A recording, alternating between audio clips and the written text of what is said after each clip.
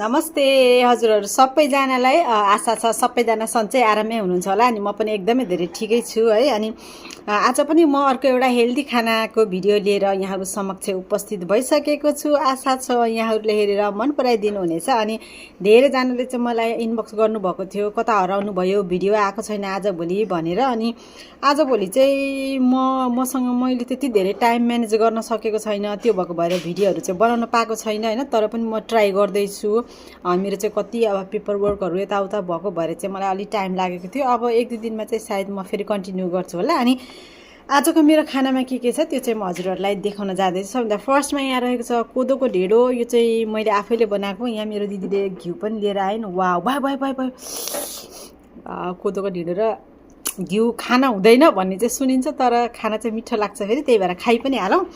अनि यहाँ रहेको छ टमाटर र मुलाको अचार। यो चाहिँ मेरो दिदीले बनाइदिएको। यो ढेँडो चाहिँ मैले आफैले बनाएको, किनभने मेरो दिदीलाई चाहिँ बनाउन आउँदैन ढेँडो, त्यही भएर म आफै बनाउँछु जहिले पनि।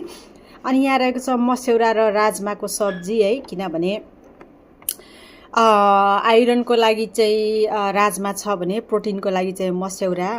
अनि अब यो कोदोमा पनि आइरन भइहाल्छ, फाइबर भइहाल्छ होइन। अनि स्यालेडमा रहेको छ काँचो प्याज, एज युजुअल सधैँ मेरो खानामा हुन्छ। अनि त्यस्तै गरी रहेको छ काँक्रो, कागती। अनि आज चाहिँ मसँग यहाँ मुलाको चाना पनि छ, किनभने मुला चाहिँ खास हामीले अचारको लागि भनेर रेडी गरेको थियौँ, तर अचार चाहिँ धेरै होला जस्तो भएको भएर आधा मुला पनि राखेर अनि यसको चाहिँ मैले स्यालेडलाई लिएर आएको छु है। अनि अब चाहिँ ढिला नगरिकन धेरै नबोलिकन कप मेरो खानाहरू खान सुरु गरौँ है। सबभन्दा फर्स्टमा चाहिँ म यो घिउ र ढेँडो चाहिँ ट्राई गरिहालौँ है।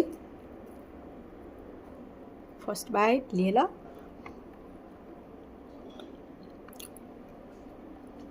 Oh my god, it's so yummy guys.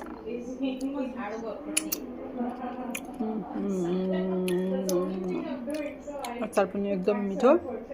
आज चाहिँ मैले आलसको छोप र सिड्सहरू चाहिँ किन लिएर नआएको भन्नुहुन्छ भने चाहिँ मैले आज चाहिँ बिहानै अघि नै मेरो खाजासँगै मेरो ब्रेकफास्टसँगै सिड्सहरू चाहिँ लिइसकेको छु, त्यो भएको भएर चाहिँ लिएर आइनँ। अनि आलसको छोप चाहिँ सकिएको छ, बनाएको छैन। अब आज छुट्टी छ, मार्केट गएर ल्याएर बनाएर रेडी गर्छु। अनि अबको भिडियोहरूमा चाहिँ आउँछ। अनि म चाहिँ अब सकेसम्म चाहिँ